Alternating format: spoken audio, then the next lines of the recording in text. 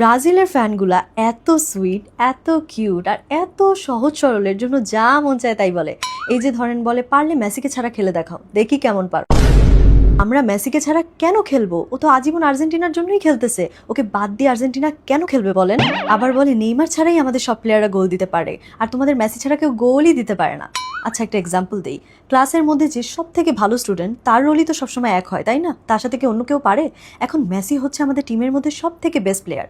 টিমের মধ্যে না, ফুল ওয়ার্ল্ডের মধ্যে এখন বেস্ট প্লেয়ার হচ্ছে মেসি। আপনি যে কাউকে জিজ্ঞেস করেন না কেন, সবাই বলবে মেসির উপরে এখন কেউ নাই। তো অবশ্যই মেসি তো বেশি গোল দিবে, তাই না? মেসি যদি বেস্ট প্লেয়ার হয়ে থাকে, ওর সাথে অন্য কেউ থাকলে কি গোল দিতে পারবে?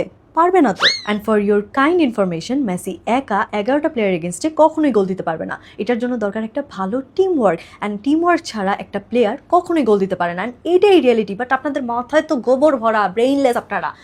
ও না, সরি, আপনারা অনেক সুইট, সহজ সরল, বোকা শোকা, এর জন্যই তো লজিক ছাড়া কথা বলেন, তাই না?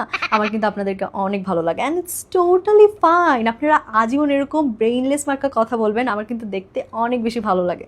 আপনারা কিন্তু অনেক বেশি সুইট। আজকে আমি যাই, হ্যাঁ, টাটা।